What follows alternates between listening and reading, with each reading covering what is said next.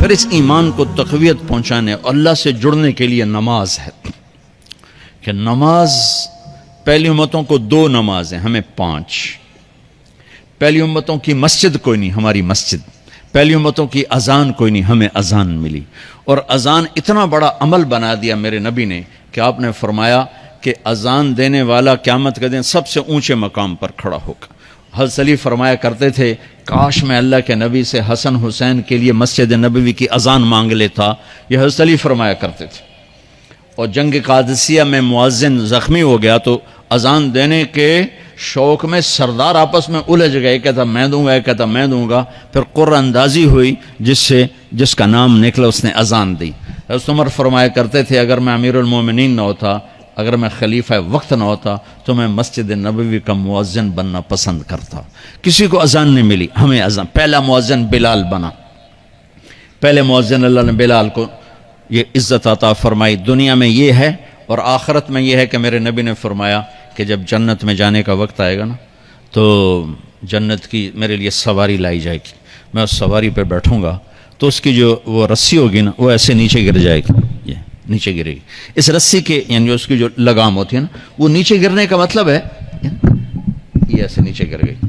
اب نیچے گرنے کا مطلب ہے کہ اس کی ڈرائیونگ میرے نبی نے نہیں کرنی، کوئی آنے والا ہے، کوئی ڈرائیور آنے والا ہے جو رسی پکڑ کے چلے گا، کوئی کوچبان آنے والا ہے جو اس کو پکڑ کے چلے گا۔ رسی کا گرنا ایک انڈیکیشن ہے کہ کوئی نصیب والا اب آئے گا۔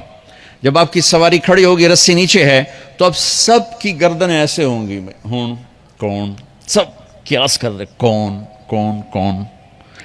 اللہ کی طرف سے اعلان ہوگا بلال کو بلایا جائے، بلال بلال۔ تو بلال آپ کی سواری کی لگام پکڑیں گے اور آپ نے فرمایا کہ سب سے پہلے میں جنت میں جاؤں گا اور بلال میرے ساتھ ہوگا، میری سواری کی لگام پکڑے ہو جائے گا۔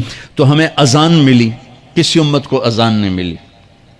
ہمیں 5 نمازیں ملی، کسی امت کو نمازیں نہیں۔ 2 نمازیں، ایک فجر کی 2 رکعت، عصر کی 2 رکعت۔ باجماعت نہیں، ان کو اپنی کتاب یاد نہیں، ہمیں قرآن یاد ہے۔ میرے مدرسے میں ایک بچہ اب ماشاءاللہ امریکہ میں وہ پڑھا رہا ہے، اس نے 30 دن میں قرآن یاد کیا۔ صبح یاد کرتا تھا، شام کو تراویح میں سناتا تھا۔ میرے مدرسے کا بچہ ہے، صبح بیٹھ کے مغرب تک پورا ہے سپارہ یاد کر کے اور عشاء کو تراویح میں سنا دیتا تھا۔ اللہ نے میں ایسا قرآن دے دیا کہ 1 مہینے میں بھی یاد ہو جاتا ہے۔ 3 دن میں بھی ایک بزرگ نے یاد کیا، 3 دن میں قرآن یاد کیا۔ اللہ نے ہمیں قرآن کی دولت عطا فرمائی، پڑھنے کے لیے 5 نمازیں عطا فرمائی، تہجد کی نماز عطا فرمائی، اوابین کی نماز دی، اشراق کی نماز دی، چاشت کی نماز دی۔ نماز کے کتنے دروازے کھول دیے۔ اور میرے نبی کی آخری نصیحت تھی میری امت نماز نہ چھوڑنا، نماز نہ چھوڑنا، نماز نہ چھوڑنا۔ اور اس 14 صدی میں کوئی موقع ہے نماز چھوڑنے کا تو وہ میرے نبی کے نواسے کی کربلا کا ہے کہ جب ظلم بھی انتہا پر تھا اور مظلوم بھی اپنی آخری حدوں پر تھا، اور کائنات نے نہ ایسا ظلم دیکھا، نہ ایسے مظلوم دیکھے، نہ ایسی پاکیزہ ہستیاں دیکھی، نہ ایسے درندے دیکھے۔ تو سورج ڈھلا، نماز کا وقت ہوا ہے، تو آپ نے سبحان اللہ، آپ نے زہیر سے فرمایا کہ شمر سے کہو نماز پڑھنے دے، نماز پڑھنی ہے، امت کو پیغام دینا ہے کہ یہ کسی حال میں چھوڑنے کا کام نہیں ہے۔ تو انہوں نے آگے بڑھ کے شمر سے کہا نماز پڑھنے دو، انہوں نے کہا نہیں نماز نہیں پڑھنے دیں گے، ہماری تلوار چلے گی۔ انہوں نے واپس آ کر کہا جی وہ کہہ رہے ہیں ہم جنگ نہیں روکیں گے، تلوار چلے گی۔ تو پھر یہ نہیں فرمایا اچھا چلو ٹھیک سر دیو، فرمایا اچھا آدھے نماز پڑھو آدھے جنگ کرو۔ آدھوں نے نماز پڑھی، آدھوں نے جنگ کی۔ پھر انہوں نے جنگ کی اور پہلوں نے نماز پڑھی، اور عصر سے پہلے سب کے سر کٹ کے نیزوں پہ چڑھ گئے۔ یہ وہ ہستیاں ہیں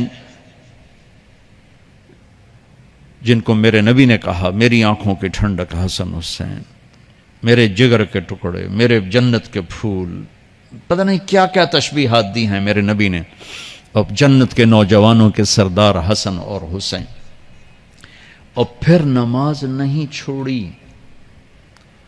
ان کو جنت کی بشارت تو ماں کے دودھ پیتے مل گئی تھی، کربلا کی وجہ سے نہیں ملی سرداری ان کو، وہ تو ان کے سر کا صحرا ہے الگ۔ ان کو سرداری جنت کے ملی ماں کا دودھ پیتے ہوئے کہ جنت کے نوجوانوں کے سردار ہیں حسن اور حسین۔ نماز نہیں چھوڑی میرے عزیزو، نماز نہ چھوڑ۔ اللہ کا شکر ہے، میں آپ بچوں کو دیکھ کے مجھے اپنا کالج کا دور یاد آ رہا ہے۔ ہمارے دور میں ایک نعیم الدین صاحب گورنمنٹ کالج لاہور میں تبلیغ کا کام کرتے تھے، اور وہ اکیلے ہی نماز پڑھتے تھے، کوئی نمازی نہیں ہوتا تھا، اور کسی لڑکے کی داڑھی نہیں تھی، کسی لڑکی سوا سے ایک نعیم الدین کی۔ اب ہر کالج میں جائے داڑھیوں والے بچے نظر آتے ہیں، ٹوپیوں والے بچے نظر آتے ہیں، کوئی لڑکی کے سر پہ دوپٹہ نہیں ہوتا تھا، کوئی ایجوکیشن تھی۔ اب لمز جیسی یونیورسٹی میں بھی لڑکیاں پورے برقعے میں ہوتی ہیں، حجاب میں ہوتی ہیں، نقاب میں ہوتی ہیں۔ جہاں برائی کا گراف اوپر گیا تو نیکی کا بھی اوپر گیا، جہاں برائی کا لیول اگر بڑھا ہے تو نیکی کا لیول بھی بڑا ہے۔ اتنا بڑا میری نسل کا مجمع اللہ کی بات سن رہا ہے، یہ اس دور میں کوئی تصور نہیں کر سکتا تھا۔